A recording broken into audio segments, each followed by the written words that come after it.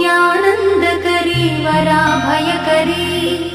सौन्दर्यरत्नाकरी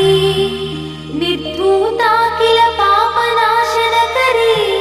प्रत्यक्ष माहेश्वरी प्राणेयाचलवंशपावनकरी काशीपुराधीश्वरी भिक्षां देहि कृपा